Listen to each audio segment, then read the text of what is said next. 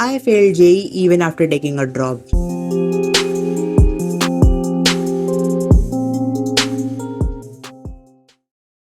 So in January 2025, I scored 79.80 percentile and उसमें तो कोई कॉलेज मिलने वाला नहीं था, तो मैंने सोचा कि चलो एक ड्रॉप ले लेते हैं एंड आईआईटी एम कर दें, and IIT Roorkee was my aim at that time. तो मैंने प्रिपरेशन स्टार्ट किया जून 2025 एक ऑनलाइन बैच से। मैंने एक स्टडी रूम भी ले लिया था बिकॉज मुझे लग रहा था कि घर पे पढ़ाई नहीं होती एंड स्टडी रूम लाइब्रेरी ज़्यादा ज़रूरी है। तो मैं वहाँ गया बट मुझे वहाँ अनकंफर्टेबल लगने लगा, तो मैंने अक्टूबर में उसको छोड़ दिया। अब मैं घर से पढ़ाई करने लगा था, डेली 6 आवर्स के लेक्चर्स एंड 6 आवर्स का सेल्फ स्टडी, मतलब टोटल 12 आवर्स। ये पूरा मेरा दिन ऐसे निकल जाता था। 3:30 PM पे मेरे लेक्चर्स खत्म होते थे, तो 4:30 या 5 PM से मैं सेल्फ स्टडी करने बैठ जाता था एंड ये सेल्फ स्टडी 12:30 या 1 AM तक चल जाता था। ऐसे करते करते जेई का फर्स्ट अटेम्प्ट आ गया। जेई का फर्स्ट अटेम्प्ट में दे के आया, जब आंसर किया मैंने स्कोर चेक किया, मेरे केमिस्ट्री में बहुत ज़्यादा नेगेटिव हो गए थे एंड मेरा ओवरऑल स्कोर भी बहुत कम आया था। एंड जब रिजल्ट आया तो आई क्राइड। मेरे पेरेंट्स ने बोला क्या हुआ, बोला रिजल्ट इतना कम आया। तो उन्होंने बोला कि चलो कोई बात नहीं, तुमने भाई मेहनत किया, तुमने पढ़ाई बहुत किया, अभी सेकंड अटेम्प्ट है, सेकंड अटेम्प्ट पे फोकस करो। तो सेकंड अटेम्प्ट आया, सेकंड अटेम्प्ट में भी कुछ खास इंप्रूवमेंट हुआ नहीं। 79.67 परसेंटाइल आए मेरे। देखो मैं अब तुमको बताता हूँ कि तुमको ड्रॉप क्यों ले लेना है। देखो ड्रॉप के बारे में हमको पता चलता है सोशल मीडिया के टीचर्स के थ्रू कि बेटा तुम ड्रॉप ले लो। आईआईटीज़ में 50% से ज़्यादा बच्चे ड्रॉपर्स हैं, बट हमको ये कौन बताएगा कि वो ड्रॉपर्स कैसे ड्रॉपर्स हैं। मे बी उनका 12th के साथ सिलेक्शन हो गया हो बट रैंक अच्छी नहीं आई हो, या उनके कोई मेडिकल रीजंस हो, या तो उनके सेंटर के बाहर कोई इशू हो गया हो, उनका सिलेक्शन हो गया ऑलरेडी बट उनको रैंक अच्छी लानी हो। तो ड्रॉपर्स हमेशा ऐसे ड्रॉपर्स नहीं होंगे कि जो एकदम मेंस भी नहीं क्वालिफाई किए होंगे लास्ट ईयर एंड अचानक से उनका एडवांस हो गया होगा। एडवांस के लिए हमको हर टॉपिक, हर सब टॉपिक, सबके क्वेश्चंस आने चाहिए, वो एक साल में नहीं होगा। देखो अगर तुम्हारा परसेंटाइल काफ़ी कम है ना, जैसे मेरा भी था, तो हम लोगों का प्रॉब्लम सॉल्विंग अच्छा नहीं है, हम लोगों का बेस क्लियर नहीं है, हम लोगों का कॉन्सेप्ट उतना स्ट्रांग नहीं जितना होना चाहिए। तो इंस्टेड ऑफ टेकिंग ड्रॉप तुम कोई कॉलेज लो, जो मिल रहा है वो लो और आगे बढ़ो। एटलीस्ट ग्रुप बनाओ, तुम लोगों से इंटरेक्ट तो करो।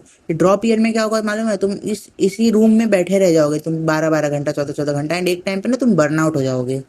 एंड अगर तुम स्किल्ड रहोगे ना तो तुम्हारी प्लेसमेंट भी लग जाएगी, तुम्हारा कॉलेज का कोई फर्क नहीं पड़ेगा। थोड़ी कम लगेगी बट विद द टाइम तुम ग्रो कर जाओगे, तुम्हारा प्लेसमेंट भी बढ़ जाएगा। तो ड्रॉप वॉप के चक्कर में मत पड़ना। अगर तुम्हारी कम परसेंटाइल है, जो कॉलेज मिल रहा है लेके आगे बढ़ो भाई, तुम बहुत रिग्रेट करोगे अगर तुम्हारा इस ड्रॉप ईयर में नहीं होगा तो। जैसे I am facing it too ना। देखो तुमको ना मैनिपुलेट करेंगे कि बेटा तुम्हारी जितनी भी परसेंटाइल है ना, तुमको आईआईटी में मिल जाएगा एडमिशन। कैसे मिल जाएगा? 2 साल का सिलेबस, एडवांस लेवल पे प्रिपेयर करना, वो भी एक साल में, वो भी 3 सब्जेक्ट्स के, जिसमें और सब्जेक्ट्स आते हैं इनऑर्गेनिक, ऑर्गेनिक, फिजिकल।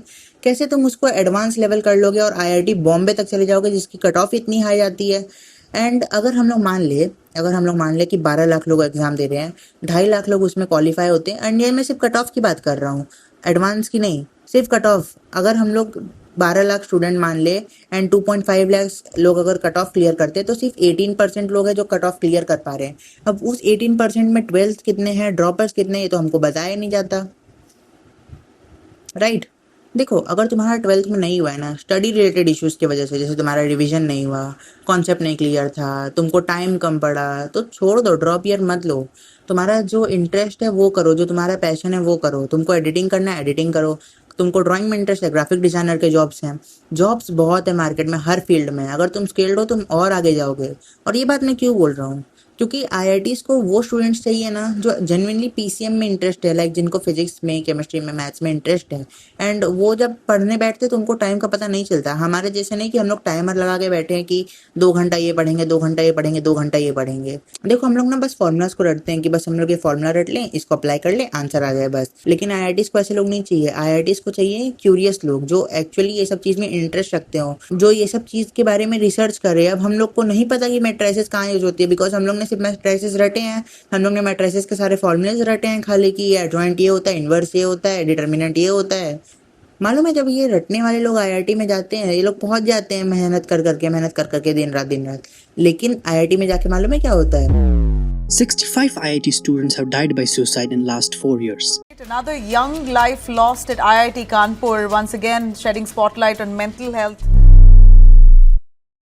लेकिन ये सब बातें ऑनलाइन टीचर्स नहीं बताते ना, वो सारे स्टूडेंट्स को एक जैसा मानते हैं, सबको बोलेंगे कि बेटा तुमको 12 घंटा पढ़ना है। अरे किसी की कैपेसिटी होगी तो 12 घंटा पढ़ेगा ना, सब स्टूडेंट्स अलग होते हैं।